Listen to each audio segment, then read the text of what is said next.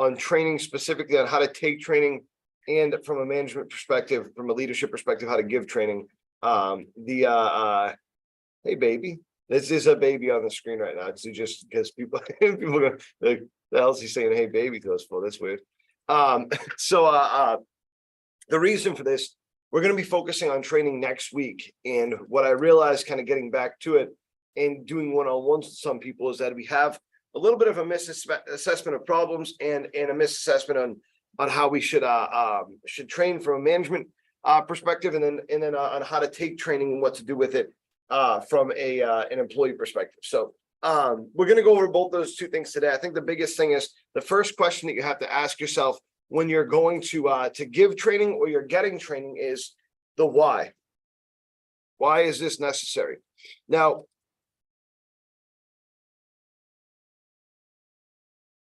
or I think the big question is, why might it be necessary? Okay. And the reason why this is such an important question is because if you're not bought into why the training exists, if you can't see the problem, then there's no point. It's a completely irrelevant. And this is from a management perspective too, is one of those things that's very important. Is if I sit down with somebody, the first thing that I'm going to want to do is find out where they're at, what their status is with the company. So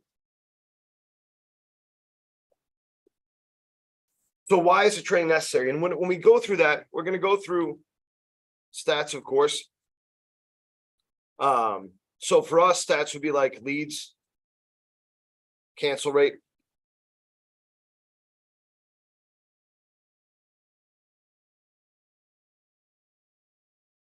demo rate,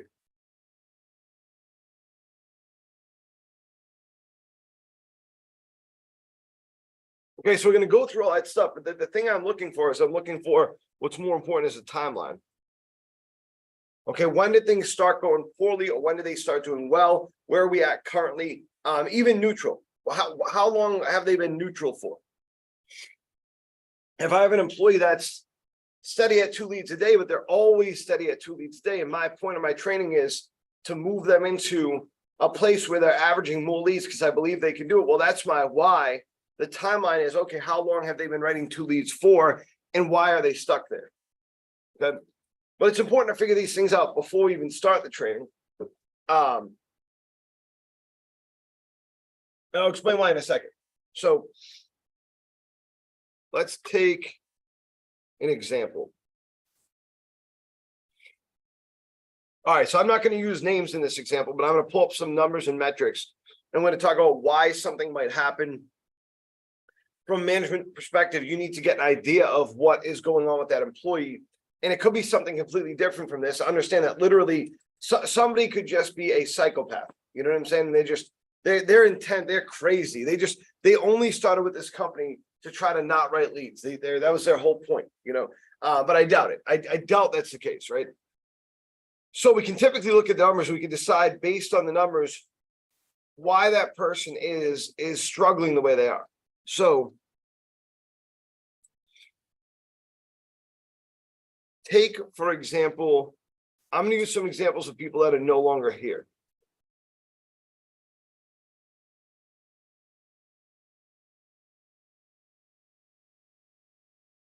All right, so let's see here. Okay, why is this doing this? Oh, there we go. Okay. So I'm going to take some numbers of people that are no longer here anymore. I'm not going to use any names, like I said, and we're going to go through some of those numbers, and we're going to look at why that person, I got to get a proper date range. We're going to look at why that person might no longer be here, why they might have quit their job. This is something that's important to look at, not because because we can learn from it. We can learn from identifying those problems. Like I said in the meeting, yesterday here in Central, it's not magic. You can look at someone's numbers and you can see exactly where they're going wrong, exactly where their issues lie, and with very, very little in between, very, very little gray area. And I know it's tough to do for someone that started here, a short period ago. It's tough to do from a training perspective because it's tough to bring yourself down to, okay, that just might be the problem. And the reason why it's difficult is because you want to be able to fix the problem through your training. So from a management perspective, you walk with someone and you see that you have a page of walk notes. You want that to be relevant. You want that to fix the problem. Okay, well, why then do we have people still today that have been doing poorly for the last 4 weeks? If you've trained them, if you've worked with them, and you've done a genuinely good job, you've tried as hard as you can, what is making them stick at that 3-4 demos, whatever it is, to be in no commission, whatever the problem is? What's keeping them in that failure? Okay. So we'll use a couple people that are no longer here anymore. They got to be good for something, right? I'm just kidding. That's terrible. That's terrible.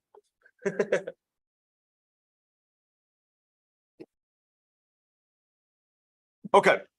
So this person that I'm speaking of, they had 24 set appointments over the course of a month.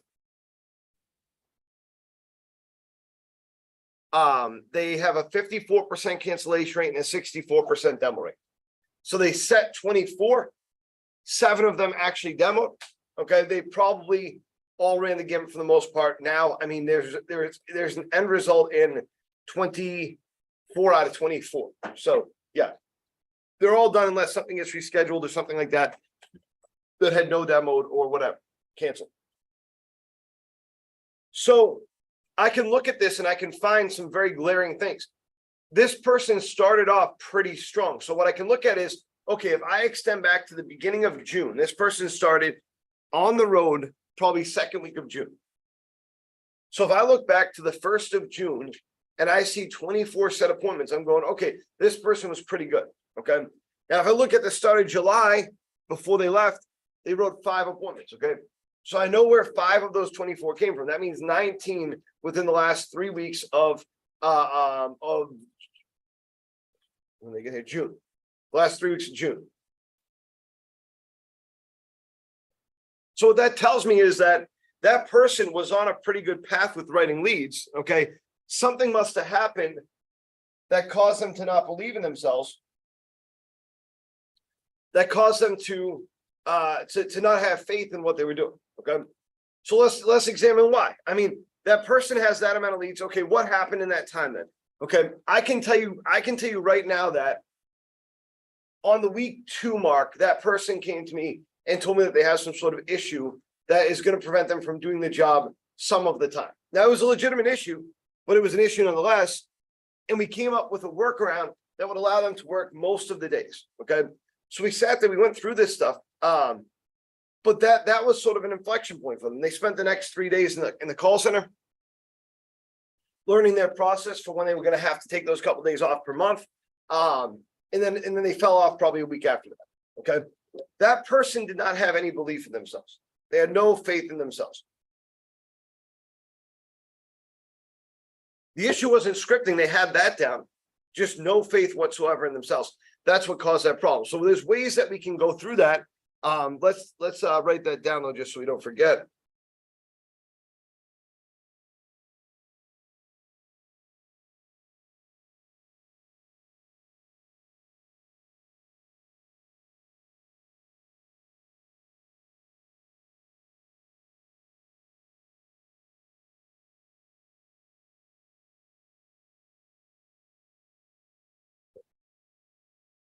I guess I should look at my keyboard when I write. So gave up them to do on themselves. Okay, they gave up on themselves. All right, and you can see that through there. So that person kind of doomed themselves. The only way that person was going to be brought back is if somebody went to them, sat down with them, and said, "Hey, what are you doing? I can tell what you're doing right now. Why are you doing it? What's happening here?" Now, I can tell you that when I sat down with that person, I don't know, about 3 weeks ago, and we talked about the issues that were going to cause them to have to miss some work and stuff like that, they were amped up about doing the job. Now, that could have been disingenuous, okay? But that person sat there and talked to me for an hour and a half of time I didn't have about how excited they were to do the job. And they had already been on the road for 2 weeks. So it's not like they were just making it up. They've never done it before, whatever. They understood the job for what it was. Okay. Now, if I'm the manager, then I'm going to examine, okay, I look at some of the things that were said about this person that they that they didn't push, for example, that they didn't transition well, that they were going for one lead. Okay, these are things we got to motivate people out of. And so if I misidentify the problem and say, hey, this person doesn't have the script down here or the script down there, that's going to cause a deeper issue that I don't need to have. Okay. The next person, this person, I'll tell you that when I was talking to their manager, I had asked him, hey, what happened with this guy? And the manager said, I don't know. He was on a path to success and then something happened. Okay. Now, I want you to understand these numbers. He wrote a good amount of leads. Okay. This is probably over the course of a week and a half. He wrote over the course of a week and a half, 13 leads. Okay. There was demos from there, but guess how many of those 13 canceled?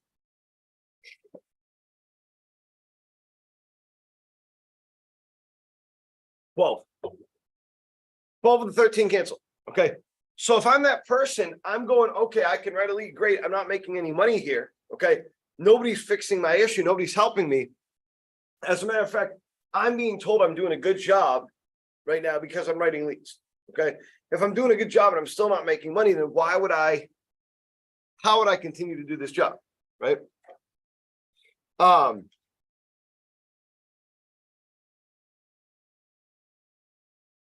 Here's another one. This person has 29 set appointments over the course of the last month and a half. They were here all last month, all June, but they weren't here often in July. So they're at roughly 30 appointments in June. Pretty good. Okay. You go, okay, great. Now this person in particular, they have a separate kind of like side business that they do. It's like a hobby, but it's become a business for them. And that person really wanted to invest themselves in that. That was the excuse they gave for leaving. But I ask you this question. If you go out there and you write 30 appointments and they cancel at a 72% rate, and you have a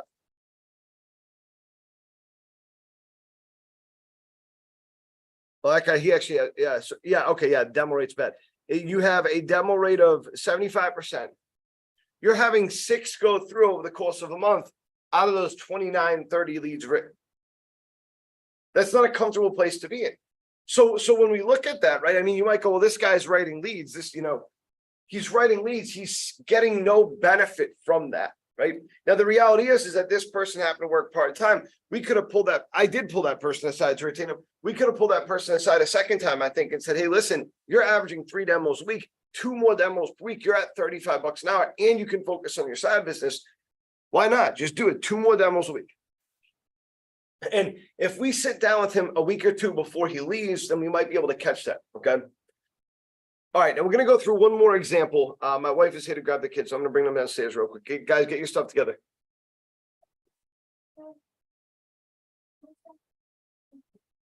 Your mom's downstairs. I'll bring it up.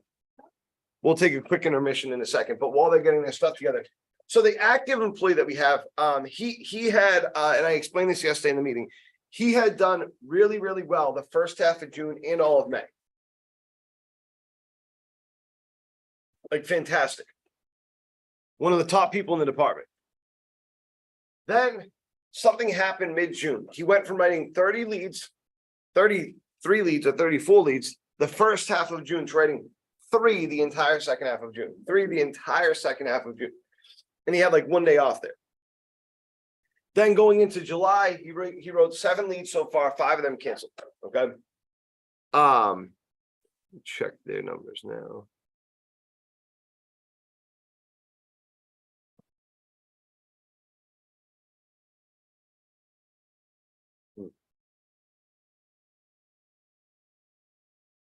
Okay. Now that person has set over the course of the last couple of days, I think 7 collective appointments it's been 2 days in 3 to 4 next days. Okay. And they're demoing. Now, what changed there? The big thing that changed was I didn't focus on training. I focused on the human element. Okay. I sat down with the guy for 20 minutes and said, hey, what are you doing? Why is this happening to you right now? He explained it to me a little bit better. And we talked about moving on from it and how that was a necessity. That was something that was needed in order for us to be able to continue to work together and work well together, which I'll go through how I did that in a second. But it's really important that the person is eager to take training and that you are willing to give it. Okay. All right, let me pause this for 1 minute. Let me just bring my kids downstairs quick and then we'll get started again. I'm going to mute myself for a second.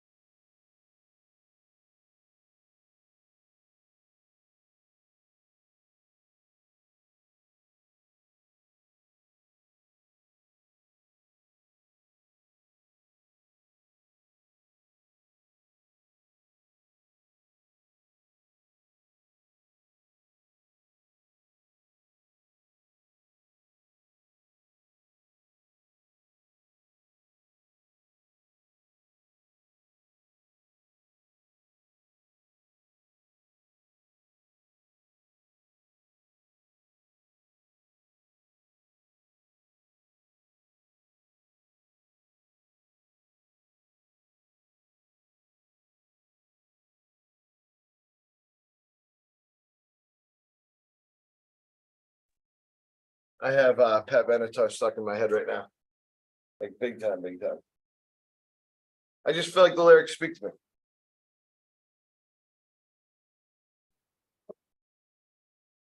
It's just like a reggae like twang to it, so it's kind of funny. All right. Okay. I think I have some more energy now. I think I needed a second in the sun. So that's good. So let's go. So we back to it then. We have when we look at different employees, you know, issues and whatnot, right? I had mentioned that there's, you know, people here now, and I'm going to use some examples. But I'll use myself as an example. That's the best thing to do. I'm going to use myself as an example. So probably month, I don't know, 5 into the job or so. I had gone through, I mean, every bit of training that I could go through. My numbers were good. I was doing well. I mean, I wasn't great. Again, I wasn't the greatest, you know, canvasser out there. I wasn't the worst canvasser out there. But probably month 5 or 6, I ran into a time where I felt like I couldn't write a lead. There was nothing I could do to make myself better, is what I felt at all, you know. And it was an extremely uncomfortable feeling, to feel like in your job, like you can't get it done. And I think the way that my manager looked at it was like there was a choice. I was choosing not to do well, you know, which is just silly. I would not choose not to do well, not in my situation. But he couldn't figure out through training what my problem was. And I sort of blamed him for it. You know, I mean, we'd get back and he'd be like, yeah, look, I really don't have any notes for you.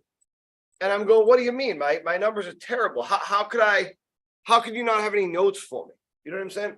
And what I realized now, and I think what I realized then, you know, eventually, unfortunately, I had to realize it by myself, was what was going on outside of that circle that was work, outside of the job. Because it didn't really have to do with my training. It didn't have to do with my notes. It didn't have to do with my scripting. When I was with my manager, I was on cue, not because I was like, oh no, I'm going to lose my job if he sees this. I was on cue because I didn't have time to think about how miserable things were going for me outside of work, you know, or the difficulty of relationships and whatnot outside of work. I didn't have time to think about that kind of stuff. And so I was very forward focused. But as soon as I would get alone with my thoughts, I had no control over where they would go. And this caused my numbers to go down. So whether it's something like that, or it's something like a medical condition, or I mean, anything, okay. In this specific case, let's say that I sit down and I say to the person, hey, you wrote 30 leads in your first 3 weeks here. So you average over 2 per person in your first 3 weeks here. Now your average has gone down to, you know, 0.5 or whatever. Okay. That's not a comfortable feeling, obviously, to have that average go down like that. I have to identify exactly when. So my next mission is to go, okay, from management perspective, again, and you can do this as an individual too, you know, yourself, because you have access to all this information. But I'm going to go and I'm going to look at the exact week or the exact day that I started to experience problems. And I'm not looking for an excuse, guys. I'm not looking to blame, oh man, my girlfriend broke up with me, or oh man, I'm going through this difficult time because of X, Y, or Z. I'm not looking to blame something, you know, stress or whatever. I'm looking for a reason, because that's going to help me identify the source and how I can make it better. You know what I'm saying? The patient zero of sorts, right? If patient zero in my life is, let's say, this nagging issue that came up for me. Let's say, for example, I had an issue where, I don't know, my roommate stuck me with all of the house bills and he moved out, and now I'm stuck in this place alone and I don't have any roommate, whatever. Okay. Just given issues that can come up. Knowing that happened is not an excuse. Okay. Letting it control your mind without knowledge is not an excuse. That being said, finding a solution is not an excuse neither. So if you go back and you identify, hey, 2 weeks ago, I really started sucking. What happened? And you can say, man, that's the day that, you know, John Smith moved out and stole my TV, right? Whatever. Okay. Should that get your numbers off? No, that should not throw your numbers off. All right. Will it? I mean, it can. It depends on who you are as a person and what you get upset about. That being said, it's not a bad thing because luckily in this job, we have a great team of supportive people that will help you with anything that you need help with. So Renewal by Andersen is different in that respect. A lot of companies, yes, would say, oh, I'm sorry, that's irrelevant to the job. That's not my problem. We're not that company. And in so many different ways. You always have someone to come to. And when that fails, you have counselors called care partners that you can go to, as well as your peers, of course, and things like that. You have a support structure. Most companies don't have that at all. And so if I'm a manager, though, I'm digging into my own numbers here 5 months from my start date, then I'm not going to get the full picture. I'm not going to get the picture at all. To me, it's going to look like this guy made an active decision on, May 32nd. There's no May 32nd. I understand that. On May 32nd, he made an active decision to not write leads anymore. That's what it would have to be. Or he made it an active decision, or his scripting changed so much that that now he's gone from writing, 5 leads a day to writing less than 1 per day. Now, any manager, a lot of managers are going to look at that and they're going to go, okay, let me look at the numbers here. Well, he had a high cancellation rate. That could have caused this. And those things could be true. I'm not saying don't do training, of course. That's my point, is that we got to put this stuff aside before we do training. We have to establish principles before we do training. Okay. So let me put that right here.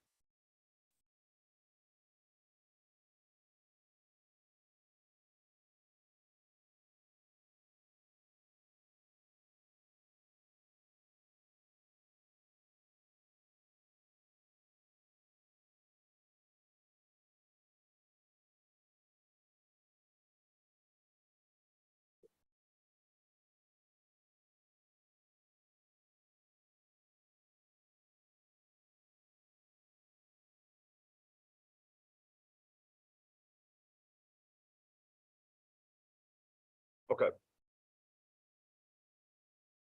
So you're going to establish a reasoning through the timeline. You have to have acceptance.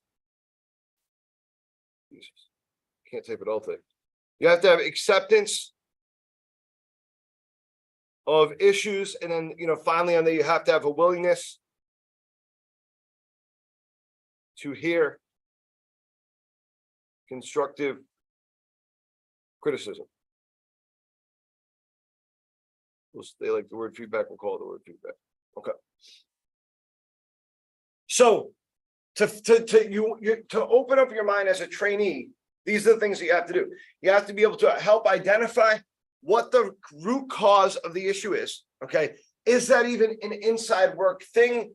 Is it a confidence thing when you deal with customers? These are all the same. The result is the same. The problem is that your manager, if you do something completely different when he's with you, then when he's not with you, it's going to be difficult for him to assess the problems in an accurate way. Now, we expect some of that, but establishing guidelines that people can't move away from is very important for this reason, because it ties the trainer and the trainee together. Okay. Hey, we just got a call from downstairs, I believe, by the way. Tony is down there, but just maybe call down just to check, make sure. So we want to establish that timeline. That way we have something to work off of, and we can identify where exactly the problem occurs. All right, that being said,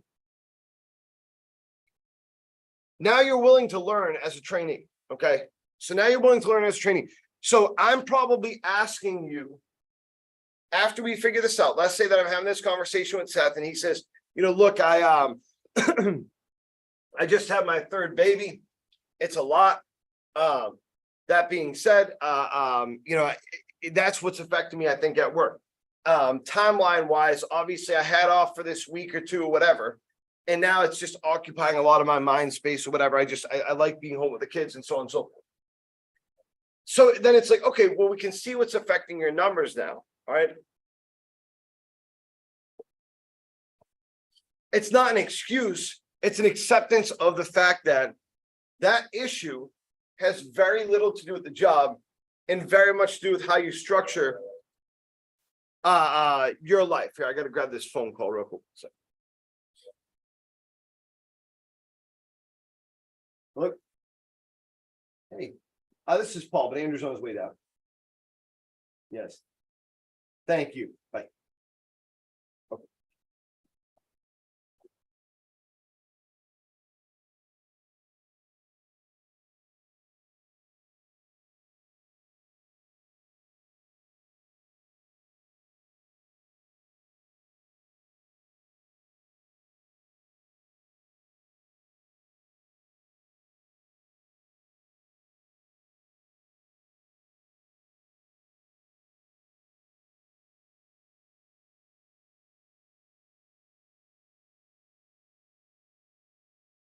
Okay. Man, we keep getting interrupted. Thank God I'm writing these notes down, and thank God I correct my English too, because if not, we'd be kind of screwed. All right, so you've established a willingness to train. Okay, the why. Why are we training? What might be the issue? Why are we training on it? You have to establish that first. Okay, so now we've established this. We have to have some guidelines for training.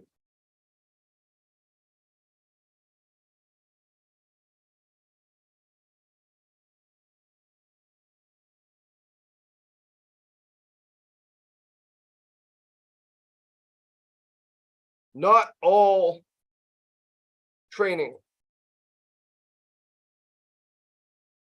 is going to have the same impact.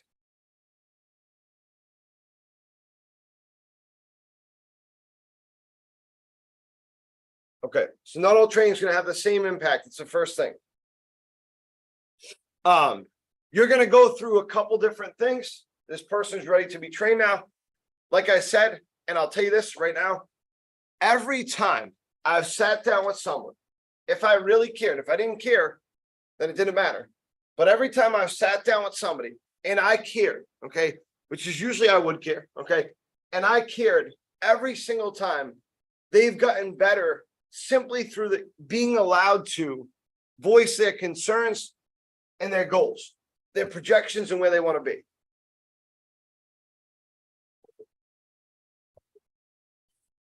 So that's the thing is that sitting down and going through those different things, I've seen people get better right away. Like, you know, everybody 20-minute conversation, because here's the thing, guys, is that the first thing is that you got, or the second thing I guess would be, you have to let it be a weight off your shoulders, and that's regardless of what it is.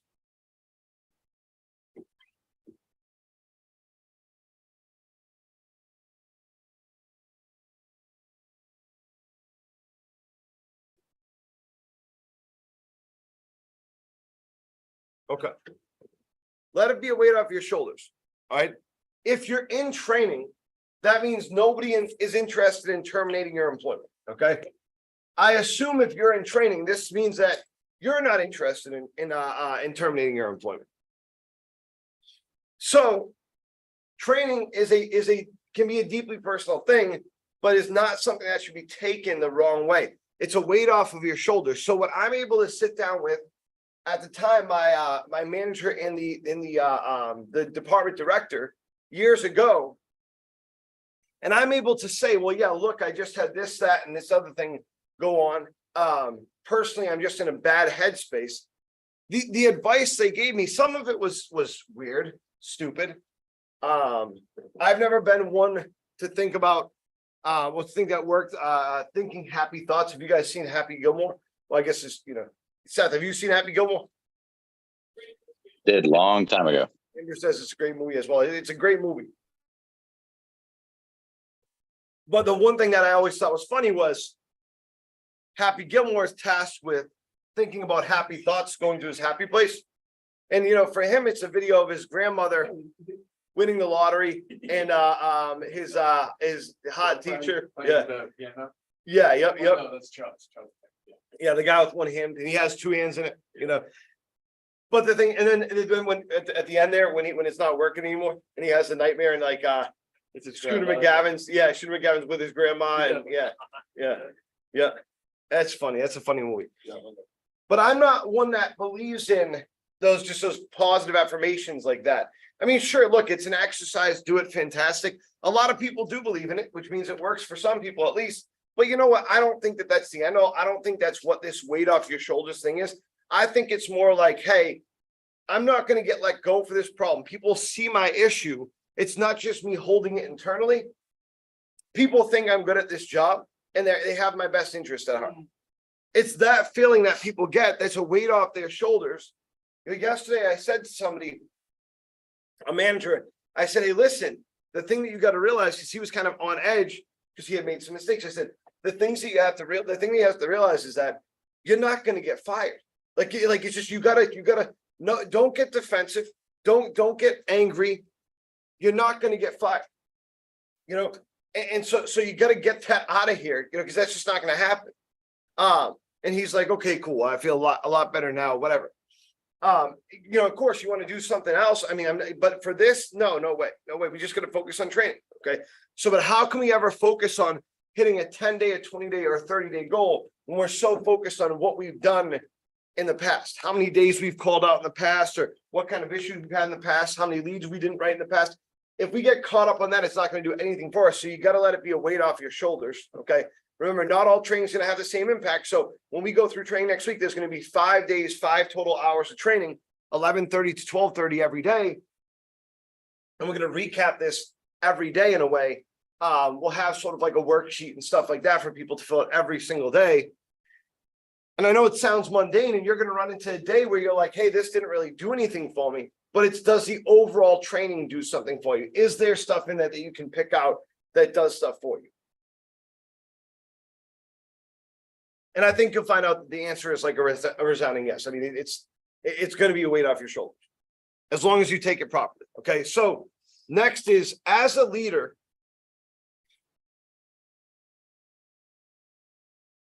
and teammate.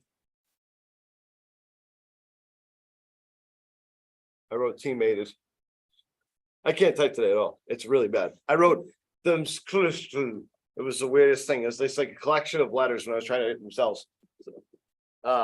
As a leader and teammate, you have to simplify everything. Okay. No problem should be that complicated. So when people tell me an issue, when I say in a meeting, hey, can you tell me something that you ran into that's causing you some issues? And someone says back to me a very specific part of the need conversation, I'll say, well, it sounds like you're having trouble in the need. Not it sounds like, because one line is not going to screw the entire employee up. You know what I'm saying? So,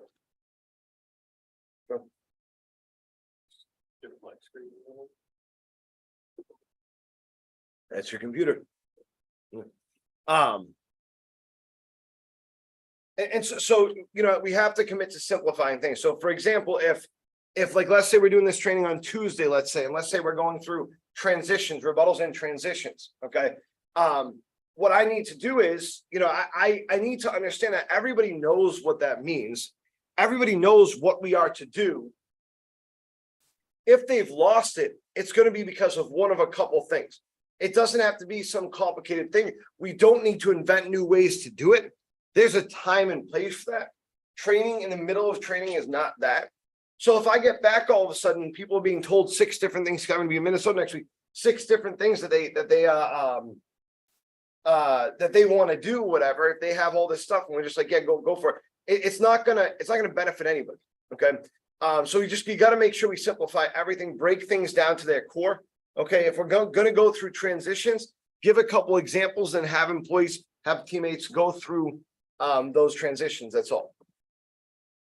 All right. Take notes.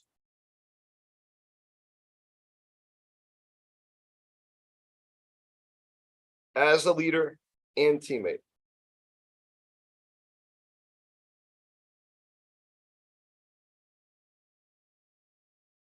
All right. So both parties should be taking notes. And the leader's notes should look at like, who's paying attention? How is the training being received? If it's being received well, then there should be some level of follow-up and it should be quick. So scheduling follow-up before the meeting's even done, training's even done. decide on what day you want to have the person back in to do some follow-up.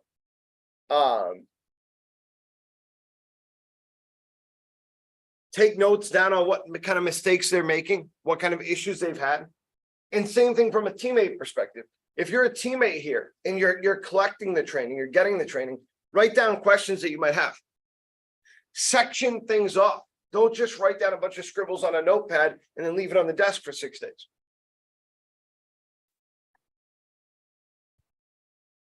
You can use your phone notes, but it makes it look like you're texting the entire time. It doesn't look like you're taking training when you do that. Just saying. Good. But take notes as leaders and as teammates. Follow up.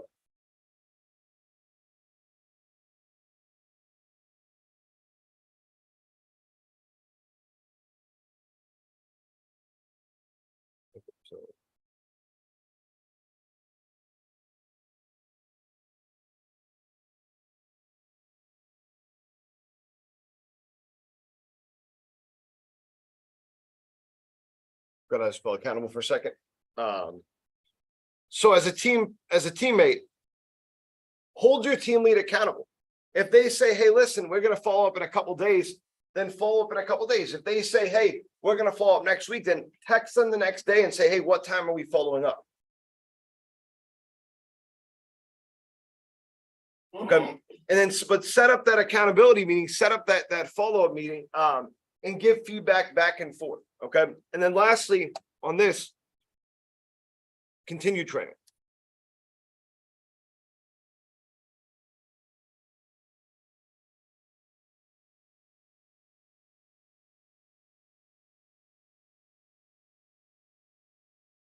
And studying appropriately. Good. So by continue training, what I mean is that now that you've identified that issue, again, it's probably a multi of different things. It's probably something script related or work related, but there's probably a lot of deeper issues there as well that have nothing to do with the script or system, nothing to do with the job itself. But it's just, you're dealing with customers all day. It's a lot harder to do that when you have stuff on your mind than just sit there and collect boxes. I don't know what job collects boxes, but somebody. Box collector. Box collector, yeah. That sounds like a serial killer. If you know what I mean.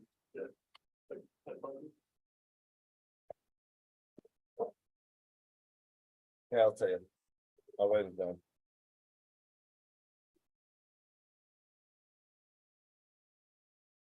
Yeah, that's the other something. Oh, my mom's called me. Let me just answer it real quick. Hey, Mom, how are you? Hi, how are you, Bob? I'm doing great. I am in the middle of training. Can I call you right back soon? Oh, yeah, no problem. I just, chat. All right, no problem. Yeah, I'll call you back here real soon, and then I think we're gonna come up next weekend too. Oh, nice. Okay, that's great. That's a lot of time next week, so that'd be awesome. Is it? Okay, cool, excellent. Yeah. Yeah, that way everybody, you know. Yeah. Andrew says hello as well. Oh, tell him I said hello. Hey, Pat Benatar is coming down to that place that we saw Shower Crow. Oh, really? Yeah, I'm definitely. That'd be great. That'd be great, venue, It is. Yep. You're welcome to come down. I'll check the day. It's I'm definitely gonna go to that. Definitely. You're welcome to come down. I'll give you a call here soon. All right, love you. Bye.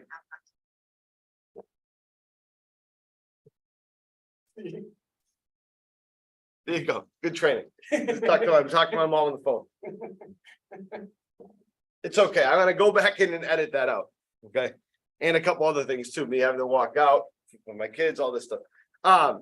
Hey, you gotta do what you gotta do. You can't just neglect it, right? I can't neglect her. Like she neglected me. I'm just kidding. That's oh man, that's funny. Editing is good. All right, so continue training and studying appropriately. You don't got to read the script 1,000 times. It's not going to help anybody, and it drives me kind of nuts. When you have somebody that's new, reading the script is very important. When you have somebody that's been here for a long time, role playing the script is very important. Role playing the system is very important.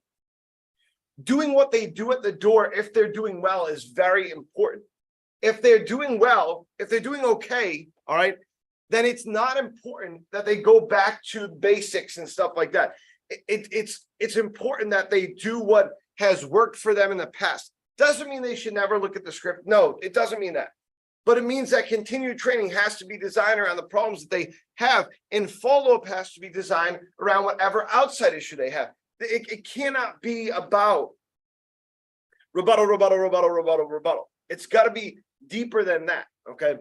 All right. So here's what I'm going to do. I'm going to take this video, and like I said, I'm going to kind of edit a couple things out of it, but I'm going to make a brief version of this as well. Because I really want to make sure that everybody watches this before training next week. Does anybody have any, by anybody, I mean, Andrew, Seth, have anything to add to that list? Again, about receiving training, I should say in giving it as well. Not all training is going to have the same impact. So there's going to be obviously a range of different topics brought up, and some will have impact, some won't. Let it be a weight off your shoulders. You have to allow training to be a time where you can kind of offload any issues that you're having or whatever. As a leader and a teammate, you should simplify everything. Nothing should be that complicated. Take notes both as a leader and as a teammate, and with those notes have follow-up. And if you're a canvasser, then hold your teammate accountable, and then continue, but for going through that follow-up, and then continue training. Training is important, and studying appropriately is important as well. And that's going to change based on what stage of your career and how well you're doing, what kind of struggles you have. Part of this too, I'll say from a management perspective is, part of this is when you're identifying this and you're asking the question, why and what, and so on and so forth, what happened here? It might not be worth it. You got to understand that, like, if you have an employee that is fundamentally bad on the script or system, this is probably not going to help them. Their issue is different. They're working their way out of our department. We have to understand that, okay? And we're not going to be comfortable with that. We don't going to be happy with that, but it is what it is. That's the way it is. It's not, there's no other thing there. That's it. It's you got to be comfortable with the fact that that's just the way that it is. There's going to be some people that training is just not going to be effective for them because they don't want it to be effective. Okay. Anything to add to that list?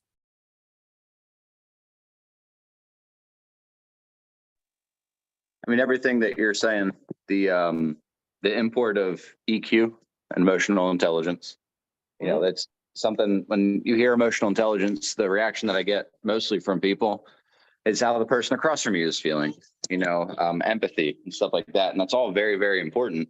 That is 50% of it, though. The other very important 50% is how you're feeling towards things. So being able to have that honest conversation with yourself of, how you're perceiving things can be a really, really powerful thing, because then you can make choices to put yourself in a better frame of mindset, which everybody knows who's done this job for any amount of time. This job is 99.9% mental. The other 0.1% is just walking. That's it. Walking and knocking, so very important. 100% agree. Yep, 100% agree. And I'll actually add that a little bit more into the follow-up here too, because I do think that's an extremely important thing you brought up, having the emotional intelligence from both perspectives too, to be able to understand what the issue is, and that it's not that dire, drastic either. It's something that everything can be handled. Everything can be handled through training. Everything. There's nothing that can't be fixed out there, but you have to have the emotional intelligence to do it. What else? Anything else? Okay, so I'm gonna summarize this, okay, in a much briefer video. I'm gonna send that one out to the YouTube, to the group me. This one I'll cut down so we have it still. But I'm gonna summarize this in a 15-minute video instead of an hour-long video with 3 intermissions. Okay. Seth, I'll talk to you in a little bit.